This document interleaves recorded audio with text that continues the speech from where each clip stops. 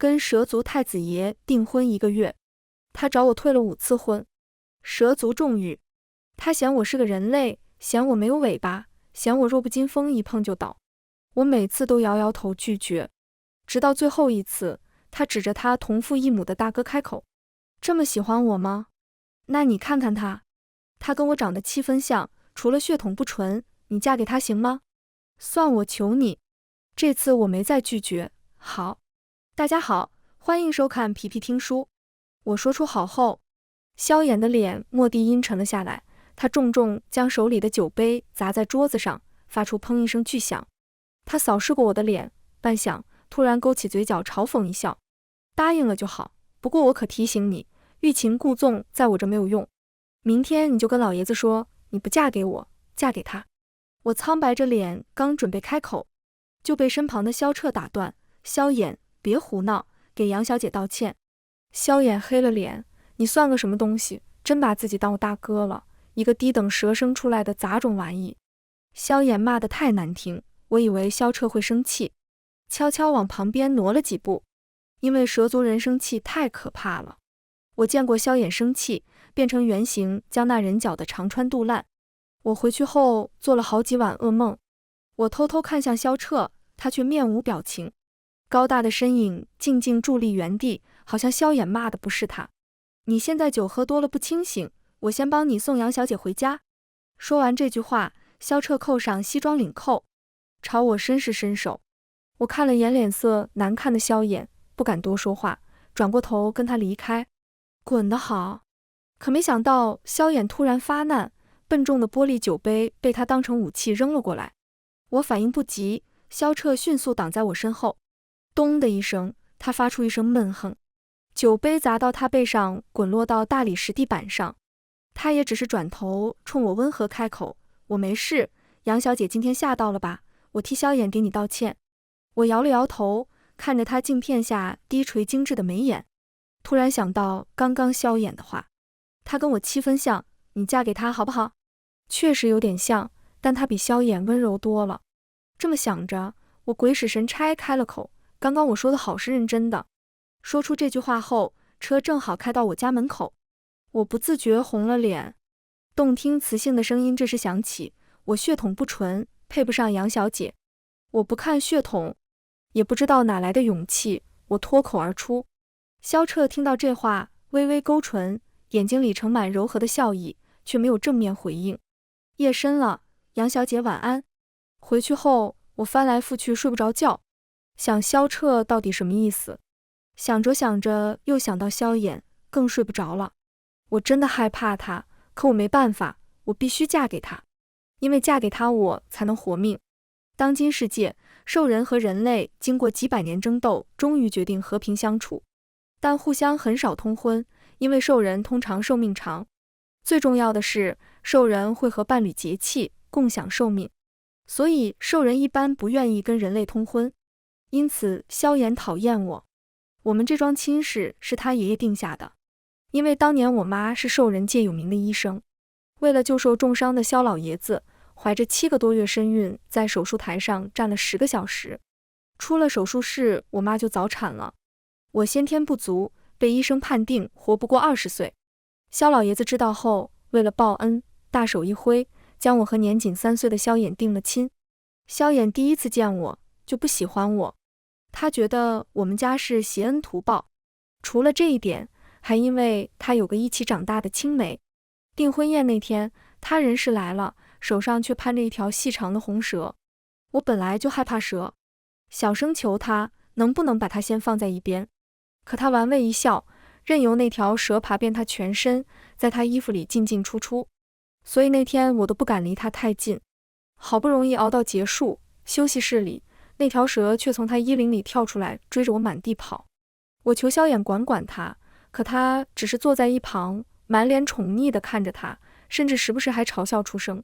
最后我吓得腿都软了，瘫在地上，脸色惨白，妆都哭花了。他突然在我面前变成一个身穿红裙娇俏的少女，拍着手哈哈大笑：阿衍，你看把他吓的，就这还不自量力，想嫁给你。边说还边变成树童吓我。我被吓得一直发抖，萧衍才纡尊降贵开口，够了，把他吓死了，跟老爷子不好交代。萧衍勾勾手，让他回到他身边。介绍一下，这是我从小一起长大的妹妹乔丽娜，以后我们俩结婚，你会经常见到她。是经常哦。乔丽娜眯起眼睛，俏皮重复了一遍，却让我不寒而栗。我知道这是萧衍给我的下马威，有那么一瞬间，我真想告诉他，我才不嫁给你。可我太想活了。这18年，我过得谨小慎微，每天不能跑不能跳，还有吃不完的药和住不完的院。同龄人都在阳光下肆意奔跑打闹嬉戏，我却连朋友都没有。为了能像正常人一样生活，我忍气吞声，对萧衍处处讨好，可还是不行。订婚1个月来，这是他第5次找我退婚，每次理由都不一样。他嫌我是个人类，嫌我没有尾巴，嫌我弱不禁风，一碰就倒。前4次我都拒绝了。今天是萧老爷子寿宴，结束后，他特意留出时间让我跟萧衍培养感情。可萧衍开口第一句还是退婚，甚至把他同父异母的哥哥推给我。泥人也有3分脾气，我真不想伺候他了，这才冲动了。萧衍本来脾气就差，还凶得要命，我把他得罪了，以后日子更难过了。我也是傻，要分掉1半寿命的事，萧彻怎么会同意？还是想想怎么给萧衍赔罪吧。从上次过后，又过了1周，我终于有机会去见萧衍。萧衍在他常去的会所喝酒，我烤了1盒子小饼干，里面特意加了他喜欢吃的蛇果，给自己打了半天气才进去。走到包厢门口时，我听到里面传来的打趣声：“你那个人类未婚妻呢？带出来看看啊！”“对啊，对啊，哥几个没谈过人类，人类好玩吗？”萧衍凉薄的声音响起：“你们喜欢？那给你们。”“那还是不了，我怕折寿。”“别提他了，我烦。”提起寿命的事，萧衍语气里掩盖不住的烦躁。我敲门的手悬在半空，没了勇气。算了算了，下次再说吧。可没想到我这么倒霉，送酒的服务员一把推开了门，我躲闪不及，只能僵硬地站在原地。看到我，萧衍动作一顿，随后皱起眉头。我硬撑着挤出一个笑容：“嗨，大家好。”包厢里有5个人，除了萧衍，其余4个都在饶有兴致地打量我。那种猛兽看猎物的眼神让我很不适应。我尴尬地站在原地，举起手里的饼干。我来给你送饼干。萧衍把玩着手里的打火机，面色不愉：“滚出去，不想看到你。”还真是一如既往的臭脾气。好，我把东西放下就走。我小心翼翼把饼干盒放到桌子上，转身离开。可刚走到门口，饼干盒被砸在我旁边的墙壁上，四散裂开，有一小块铁皮盖子擦过我的脸颊，隐隐作痛。我回头就看到半蛇化的萧衍，他的金色树瞳在昏暗的灯光下显得更加诡异。巨大的蛇尾盘踞在离我不到1米的地方。我当时吓白了脸，眼圈不自觉红了。我已经努力克服对蛇的恐惧了，可生理反应根本控制不了。其他4人的眼睛也变了，我感觉他们下一秒就要张嘴吐信子。把你的垃圾带走。萧衍发话了。我忍着恐惧，摸索着地上碎掉的饼干盒和饼干，偏偏有半片离他的尾巴特别近。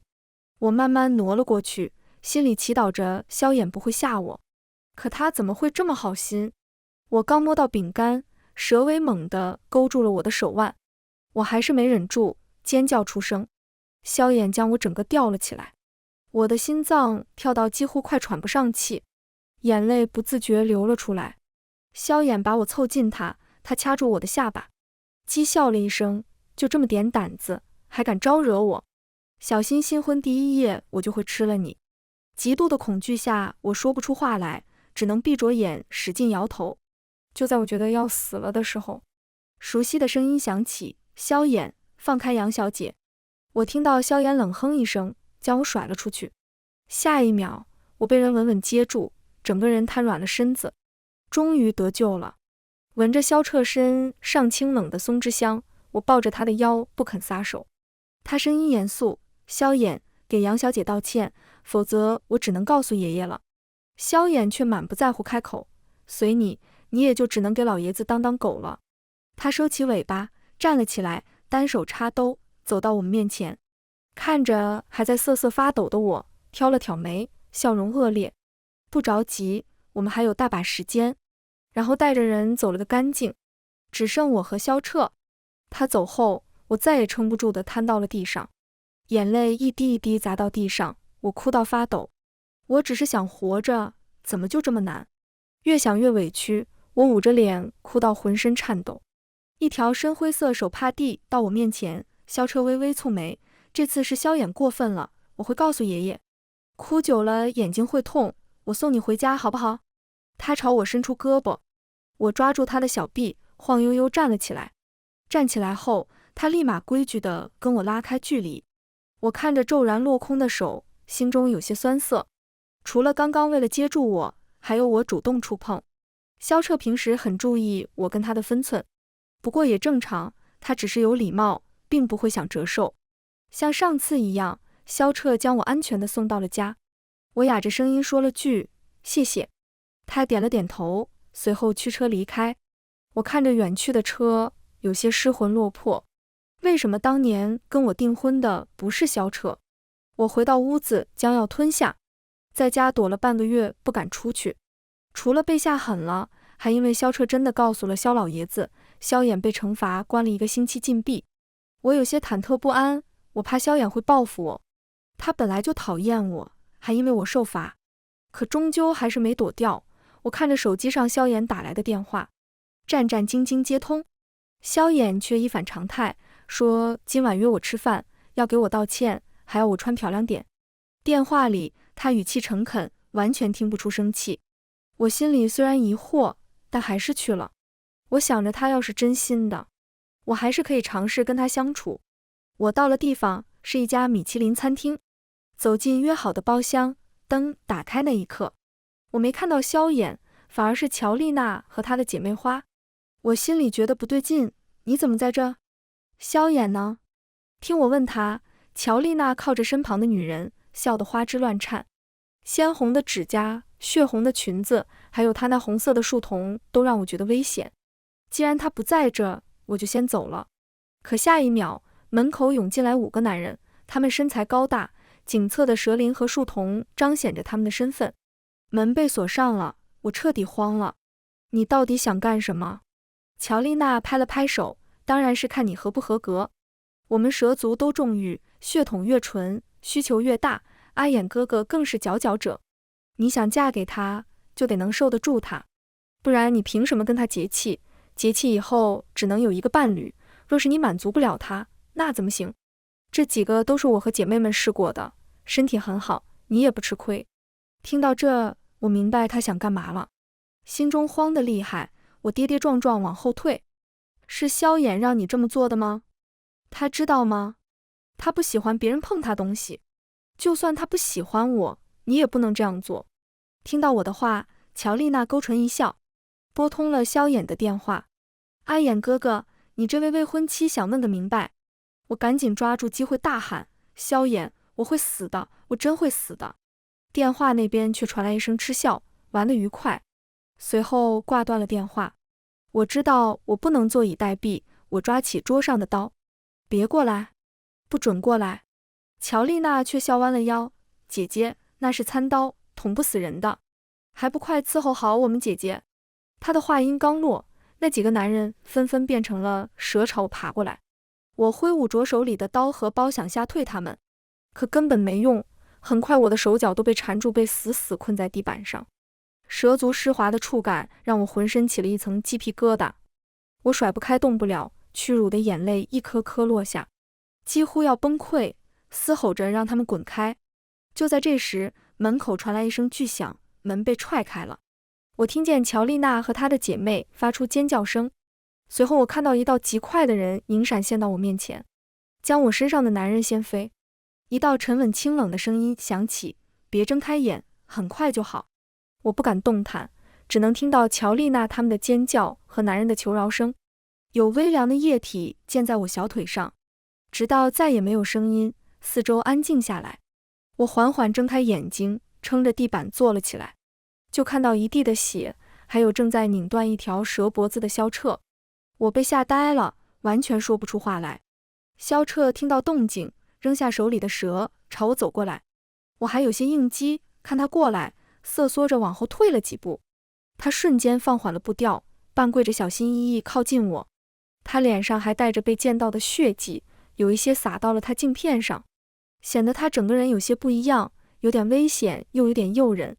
萧彻太过温和，我都快忘了他也是蛇族。他目光沉沉，嗓音格外让人安心，没事了，杨小姐。随后他从怀里掏出一条干净的手帕，轻轻攥住我的脚踝，踩在他大腿上，低垂着眉眼，认真擦掉我腿上的血迹。擦了许久，他抬起头冲我一笑，都擦干净了。可无意瞥到我胸前时，他飞快扭过头。我这才发觉我的衣服已经被扯坏了。我抖着手，赶紧将胸前的衣服拢好。萧彻站了起来，微微俯身，依旧是伸出自己的胳膊。我抓紧了他的衬衫，站了起来。这里有我干净的外套，杨小姐不嫌弃，可以披上。我将自己整个人都埋在他西装外套里，环抱住自己，才平复了些心情。萧彻为我清出一条干净的路出来，我亦步亦趋跟在他身后，直到走出餐厅，看到急色匆匆赶来的萧老爷子和萧衍，以及被保镖控制的乔丽娜一行人。看到萧衍那一刻，我再也控制不住自己，后怕惊惧让我浑身颤抖，愤怒恨意在我心里蔓延。我冲了上去，狠狠给了他一耳光，力道大到我掌心很痛。你混蛋，我要跟你退婚！萧衍被我打得一怔，随后他舔了舔嘴角，脸色沉了下去，却在看到我乱糟糟的头发、脖子上的血痕以及被扯坏的衣服时愣住了。你……我红着眼瞪着他，气到心胸起伏。现在我恨不得咬掉他一块肉，不忍了，就算死我也不忍了。萧衍根本没把我当人，明眼人一看就知道发生了什么。萧老爷子直接震怒，他用手里的拐棍狠狠敲在萧衍背上，直接把他打跪下。混账东西，丫头，这事爷爷会给你个交代。又看向萧彻，把唐月送回家后，把乔家家主给我叫过来。萧老爷子说完这句话后，乔丽娜脸都吓白了。是。萧彻低头准备带我离开，我却一步也走不动了。刚刚打萧衍那一巴掌是我最后的力气，我整个人软了下去。萧彻及时接住了我，我抓着他胸前的衬衫小声开口，帮帮我，我走不动了。冒犯了。下一秒我被他打横抱了起来，靠在他结实温暖的胸膛里。我眼前一黑，晕了过去。再次睁开眼时，我已经在医院了。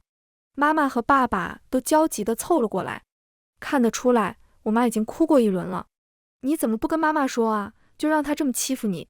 我不想让你们担心了，从小到大你们为我操的心够多了，我以为我忍忍就好了，对不起，还是让你们担心了。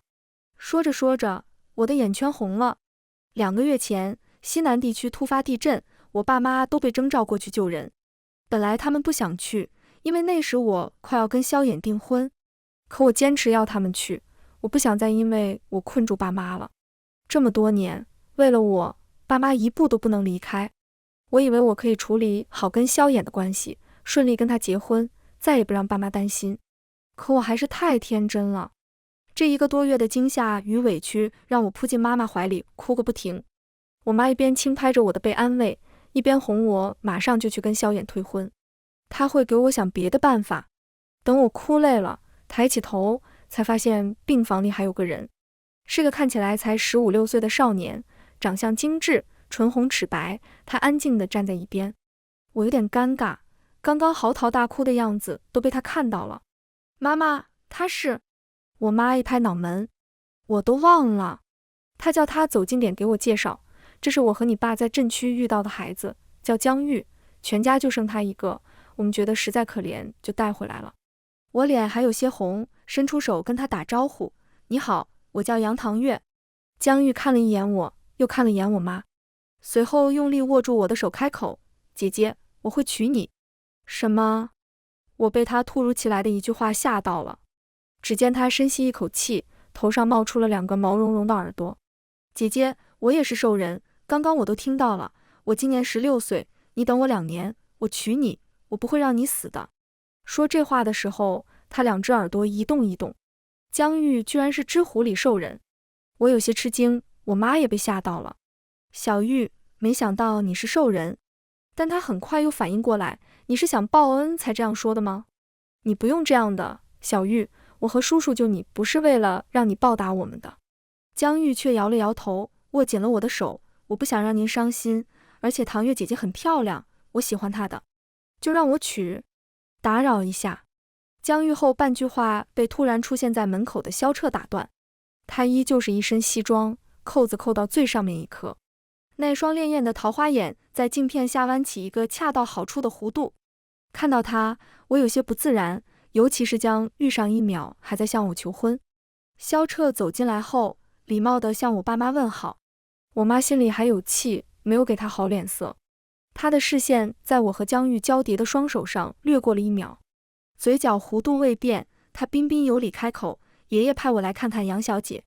不用你在这假好心，回去告诉萧衍，等唐月好了，我立马带她去萧家退婚。好的，我会将您的话转述给爷爷，还请杨小姐养好身体。爷爷说了，这件事一定会给杨小姐一个满意的交代。萧彻将手里的礼品放在桌子上，那么我就先不打扰了。我小声行了句好。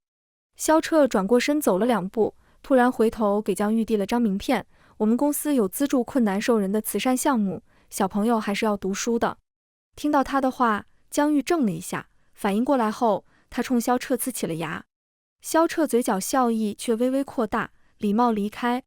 他走后，江玉将手里的名片狠狠揉作一团。我看着他的背影有些发愣，萧彻刚刚怎么那么像故意的？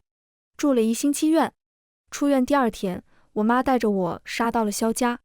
她拍着桌子要退婚，萧老爷子劝我妈消消气，说他会给我个交代，同时吩咐萧彻给我们倒水。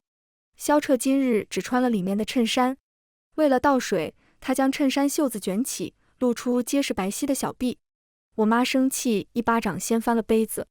萧彻伸出手去挡，滚烫的开水倒在他手上，瞬间红了一大片。我惊呼了一声，萧彻却面色如常。我再给夫人倒一杯。我妈本来就不是无理取闹的人，看萧彻这样，她有些愧疚，不好再发作。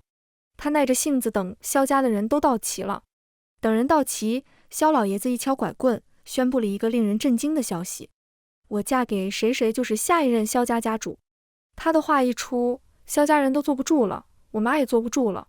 我更是不可置信地抬起了头，周围的萧家人都有点蠢蠢欲动。我下意识看向萧彻，只见他安静地站在萧老爷子身后，低着头，好像这个消息跟他无关。萧老爷子又敲了敲拐棍，全场安静了下来。他语气温和，问我选谁。我妈扯扯我的衣角，冲我微微摇头。我看着周围萧家人之间的暗流涌动，其中还有几个熟面孔，是那天跟萧衍一个包厢的，但此刻他们眼睛发亮，冲我笑得讨好。我又看向了萧彻，他还是没有看我。金丝镜片折射出他平静的眼神，我心里不知哪来的冲动，猛地站了起来，指着他开口：我要他。我的话一出，像一滴水进了油锅，四周都是惊诧反对的声音。怎么会是他？他疯了吧？一条血统不纯的杂交蛇怎么当家主？看不出来萧彻还有这手段。我反正不会同意。我也不同意。萧彻这次终于抬起了头，他目光深深看得我心间发颤。丫头，你确定选他吗？萧老爷子又发了话。我咽了口水，听着自己狂跳的心脏，声音发颤却坚定，我要他。我说完这句话后，看到萧彻嘴角突然上扬起一个弧度，与其同时，他眼睛里暗色一闪而过。我看不懂，却本能地觉得他好像跟平时不太一样。我看着他慢慢张开嘴说了什么，我看不清。我还想仔细辨认一下，就被萧老爷子的拍手打断。好，那我宣布，你的婚约跟萧彻继续。萧老爷子摆摆手，让他过来。萧彻走过来的每一步都不偏不倚，踩在我心跳上，直到走到我面前。萧老爷子拉起我的手，放到他手上。我第一次完全触碰到萧彻的手，修长白皙的手将我整个手包裹住，明明是微凉的触感，我却觉得热得吓人。我把唐月交给你，萧彻，别让我失望。绝不会让您失望。萧彻的每个字都让我脸热一粉。我妈看着害羞的我，想说的话咽回了肚子里，我心里冒出些隐秘的欢喜。可就在这时，出现了令人讨厌的声音。我不同意。我循声看去，只见萧衍坐着轮椅出现在楼梯尽头，他被萧老爷子打断了腿，他脸色苍白费力地冲我滑过来。我下意识往萧彻身后躲，他也上前一步，将我整个护在身后。让开！萧衍掀起眼皮，萧彻低着头跟他对峙，表情波澜不惊。唐月现在是我未婚妻，请你不要再骚扰她。萧衍闻言嗤笑了一声，你算个什么东西？滚开！我有话跟他说。我不自觉攥紧了萧彻的衣角。萧彻还没发话，我妈忍不住了，她突然站起来，重重给了萧衍一耳光，清脆的声音响遍了整个大厅。我听到旁边的人倒吸了一口凉气。我也有点紧张，萧衍脾气太差了，我怕他会为难我妈。离我女儿远点。萧衍摸了摸被打的地方，树瞳一闪而过。我不再躲着，冲出去挡在我妈面前。我努力瞪着萧衍，可他看着微微发抖的我，居然笑了出来，还挺护短。不用紧张，这巴掌我认。不过，他话锋一转，你不能嫁给他。听到这，我刚想说什么，就被脸色铁青的萧老爷子打断，把少爷给我带回去。萧衍一脸不耐烦，别碰我，我自己回去。又回头冲我开口，你以为他又能比我好到哪去？有种咬人的狗是不叫的。萧衍被推走了，他远远还冲萧彻竖了个中指。萧老爷子又替他道了歉，安排萧彻送我们回家。依旧是萧彻开车，我坐副驾。这次我心里却有点不一样。一路上，我偷偷看他的侧脸。萧彻开车的时候很认真，都说认真的男人最帅，看着看着我的心跳就快了几分。偷看的次数太多了，我被抓包了。车停到我们家门口时，萧彻转过脸唇边漾出笑意，可以正大光明看我的。我立马红了脸，手忙脚乱解安全带。萧彻轻身过来，这次整只手附了上来，半包着我的手解开了安全带。我看着他眼里的笑意，磕磕巴巴说了句谢谢，随后落荒而逃了。听到背后我妈的声音，这孩子，我跑得更快了。这天后，我开始和萧彻相处。不得不说，萧彻真的很温柔，他永远不会突然变折下我，更是面面俱到，彬彬有礼。只有一点奇怪，他还是不怎么触碰我，每次都有种点到为止的感觉。甚至好几次我觉得气氛很好，都闭上了眼睛，可他只是摸摸我的头。我跟他确定关系的3个月内，最亲密的举动只有牵手。我有些焦虑，难道是我对他没有吸引力吗？今天他又约我出去吃饭，我特意打扮了一番。我决定大胆一点，主动出击。我提前到了预定的包厢，我有些紧张，不停给自己鼓劲。听到身后门打开的声音，我立马站了起来，转过身红着脸，刚准备开口，看清来人那一刻，阿彻2个字卡在喉咙里。怎么是你？萧衍吊儿郎当靠在门上，双手插兜，他的腿好了。我往后退了几步，他挑着没开口，今天穿这么漂亮，你还真喜欢他，都让我有点嫉妒了。你什么意思？萧衍没再开口，只是一步步逼近我，直到把我困在他和墙之间。我从他靠近那一刻，恐惧就在我心里蔓延。你到底想什么吗？萧彻马上就到。萧衍低头凑近我的脖子，使劲闻了闻，狗崽子标记这么重的味道。和他退婚，我娶你。这2句话前言不搭后语，我一时没听清。什么？我说我愿意娶你。我警惕地看着他，反正你选他不过是因为他跟我像，现在我这个正主愿意娶你，何必嫁个赝品？我这才听懂了他的话，但心中震惊不已。萧衍居然觉得我选萧彻是因为萧彻像他，你不会一直觉得我喜欢你吧？难道不是吗？萧衍莫名的自信让我心生反感。不喜欢我整天上赶着讨好我，我都那么吓你了，还巴巴的凑上来，找你退婚也不同意。听到这，我被气笑了，原来我为活着做的一切努力被他以为是喜欢他的证明。我再也忍不住了，我不喜欢你，我从来没有喜欢过你，你又自大又讨厌，还变态的要死，动不动就变蛇吓我，要不是为了活着，我才不会讨好你，还让人那样对我。要是一开始跟我订婚的就是萧彻，我不知道有多感激。我不想看到你了，我讨厌你。我自顾自发泄着情绪，完全没有注意到萧衍逐渐阴沉的脸。他重重砸了旁边的墙。杨唐月，别说违心话，我知道你心里有气，乔丽娜那事不是我本意。我以为她只是放蛇吓吓你，我没想到她会那样做。况且我做错的事我还了，乔丽娜也被送出国了，这辈子她都回不来了。你还不解气，要如何？之后怎么样都可以，但是你必须嫁给我，你要活着，我现在就可以跟你结气。萧衍边说边按住我的肩膀，他尖锐的蛇牙隐约露出，慢慢凑近我的脖子。我开始挣扎，使劲推他。你疯了！可他像铜墙铁壁一样，捶到我手都疼了，还是不停。我急得眼泪落了下来，感受到颈侧的刺痛，我顾不上许多，冲着他的手狠狠咬了下去。萧衍吃痛，抬起头，金黄的树瞳一闪而过。我捂着脖子，狠狠给了他一个耳光。我不行，萧彻就行吗？萧衍看上去很生气，至少他不会强迫我，不会变蛇吓我。他比你温柔100倍，还尊重我。我就要他。听到我的话，萧衍居然笑了。你居然以为他温柔，多可笑啊！你也不想想，为什么之前每次你出事他都能迅速赶到？他真的没提前收到消息吗？还有他家2楼有个上锁的房间，你去打开看看，说不定会有惊喜。我心中有些慌，那个房间我知道。上次去萧彻家找卫生间，路过时好奇问了一句，萧彻告诉我里面没什么东西，只是一些杂物。我迟疑了1秒，刚想问他到底知道什么，下一秒他就被人踹开了。是萧彻。萧衍被踹到墙上，狼狈地站了起来。来得真快。萧彻冷着脸开口，为了家主之位，你居然做到这个地步。我心下了然，难怪萧衍突然跑过来抽风。萧衍揉着自己的手腕，那你呢？萧彻，你装成什么样，我都知道你什么心思。走到今天这步，你敢说你在背后没有推波助澜？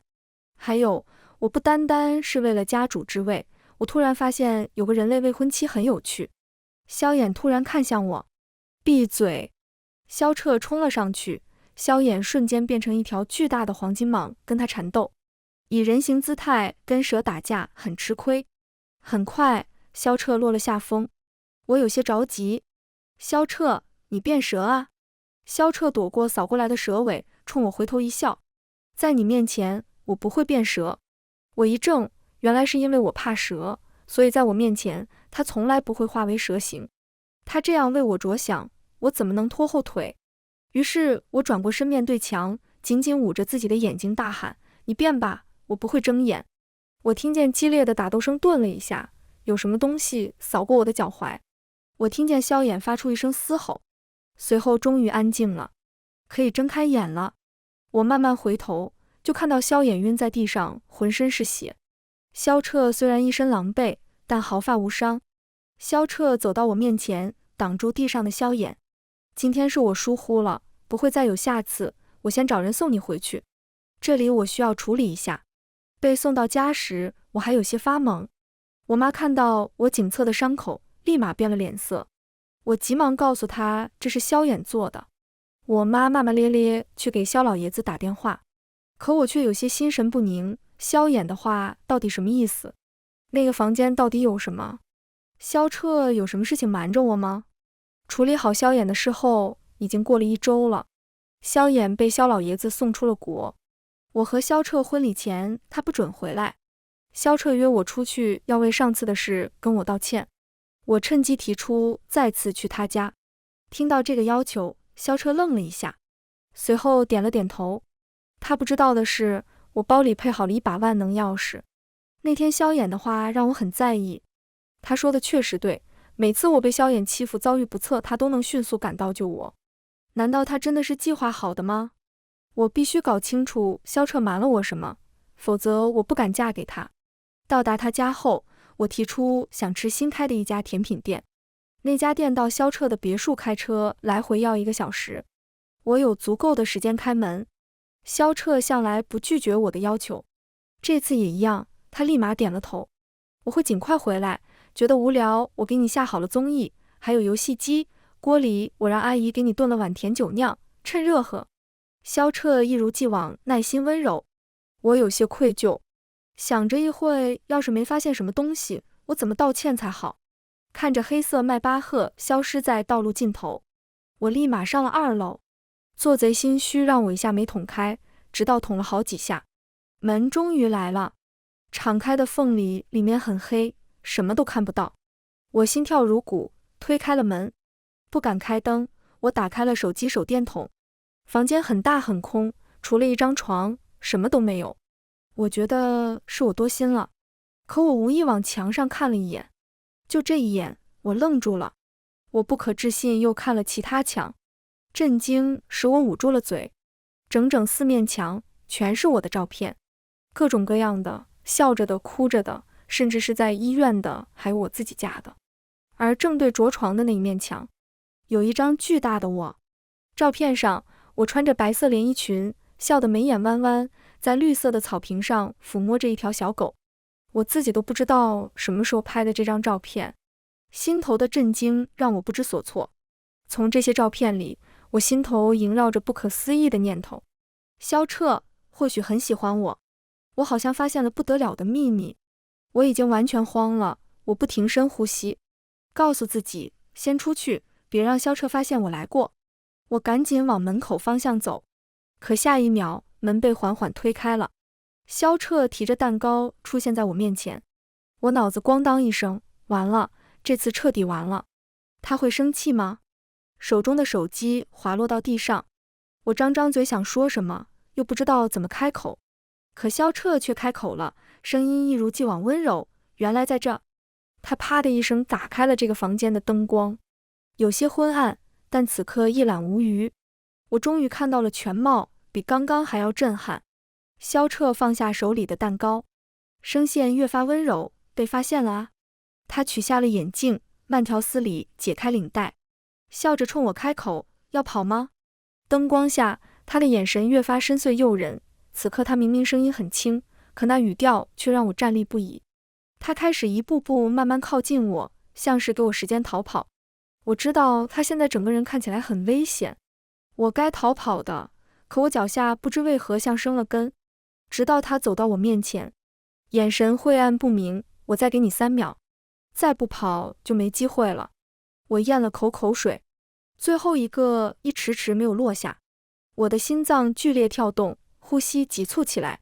可萧彻迟迟没有开口，我有些疑惑，我的话被吞进他汹涌的吻里。萧彻的吻不像他的人温温柔柔，反而凶得要命。我被他掠夺了全部的呼吸，想躲开，被他追上来更深的索取，腰被他牢牢地掐住。铺天盖地的吻里，萧彻向我展露了他偏执的占有欲。被带到床上时，我已经站不住了。之后的事我记不清了，我只记得哪里都很热，感觉自己快融化了。完全受不住的时候，恍惚想起乔丽娜那句话，蛇足重欲，是真的。我不知道流了多少眼泪，萧彻才放过了我。意识昏沉时，我看着对面墙上笑着的我，生出些羞耻心。萧彻却不许我躲，他非要我看。我终于知道这张照片为什么这么大了。在床上，萧彻解答了我的问题，为什么他每次都能及时赶到？当然是因为他无时无刻都关注着我一举一动，不然这么多照片哪来的？萧衍说的没错，萧彻也是个坏东西，很坏很坏那种。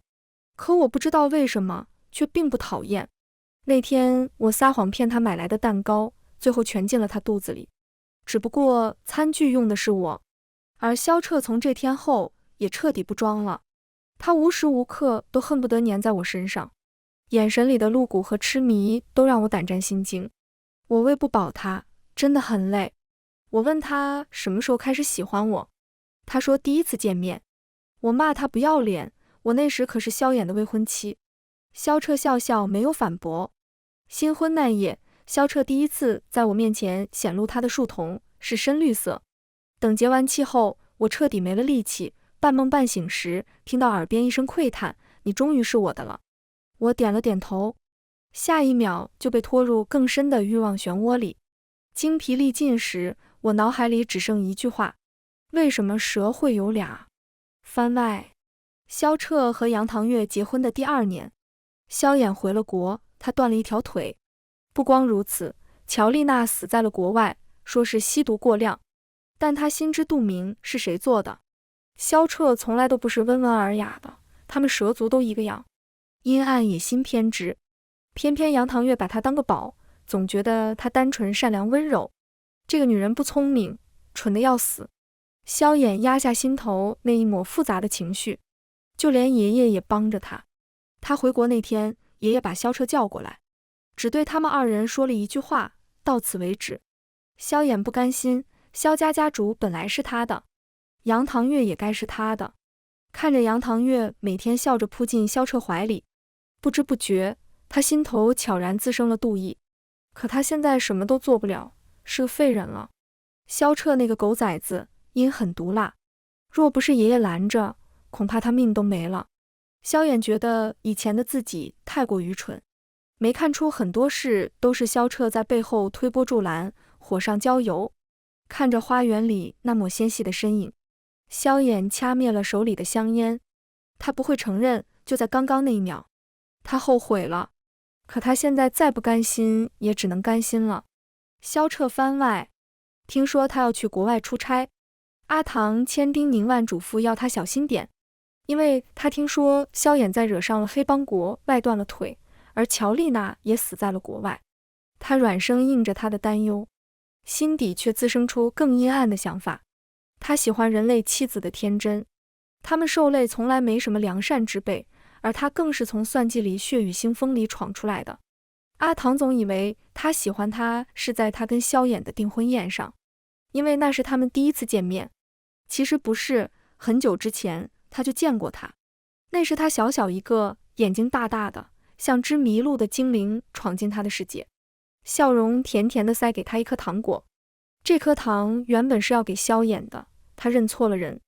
而那时他刚从死人堆里爬出来，萧家这么大的家族，他不是第一个私生子，想留下来就必须有用，而方式就是厮杀，杀掉其他不中用的私生子，只留下自己。日复一日里，萧彻的心早就扭曲了，总觉得自己有天会死在哪位哥哥弟弟手里。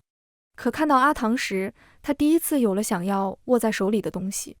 可他是萧衍的未婚妻，那怎么才能得到呢？当然是不择手段去抢。他花了20年给萧衍洗脑人类多么弱小无用，绝不能给萧衍反应时间，他们是兄弟。他太了解他，他喜欢，萧衍绝对也会喜欢。在看到萧衍第一次见阿唐时那厌恶的眼神，他知道他成功了。这只是第一步，人都是贪婪的，蛇族只会更甚。照片里阿唐的笑容让萧彻深深上瘾，若是让他对我笑多好，若是他能爱我多好。萧彻密不作声之起一张诱他深入的网，首先就是要跟萧衍形成对比。他越暴力，他就越温柔；他越放荡，他就越恪守本分。天知道阿唐说出那句好的时候，萧彻有多兴奋，他恨不得下一秒就把他拖回自己的巢穴。可是不能吓到他，于是他彬彬有礼，以退为进，一步一步蚕食他的心。只是没想到乔丽娜那个蠢货居然敢对他动手。那天晚上想拧断的何止是那些贱种的脖子。虽然阿唐退婚了，可他有些懊悔，早就知道萧衍没脑子，但没关系，以后不会再有人能伤害他。阿唐选他那天，他知道他成功了。那天他张开嘴对阿唐无声说了一句话，阿唐没看清瞪着眼睛的模样真可爱。其实他只说了3个字，欢迎你。后半句在他心里，来到我的世界。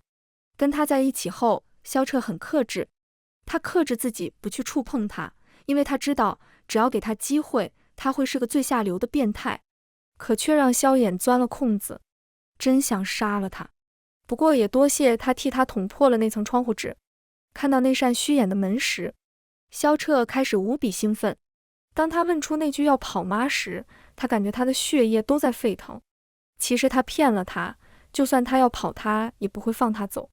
可阿唐没跑，他就站在那，像一件被呈上来最完美的礼物，等着他拆开，然后惊喜尖叫。20年，整整20年，这轮月亮终于落入他的怀中。婚后萧彻过得很顺心，除了一个人让他很不爽，江玉，那个他父母不知从哪带回来一个狐狸兽人，当初毛都没长齐，居然还敢说要娶她，差点忍不住又想动手了。可不能让他伤心，只能把那狐狸崽子送远点。临上飞机前，江玉呲着牙要他照顾好阿唐，否则他比他可活得比他久。兽人死后，契约失效，人类可以重新与其他兽人结契。萧彻很不爽，巨不爽。于是他打电话吩咐，无论派去多少人，让江玉爱上别人。至于阿唐，他有他一个就够了，就算死亡，也别想把他们分开。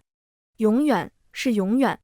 全文完，皮皮听书，感谢您的观看，每天上新精彩小说，喜欢就订阅吧。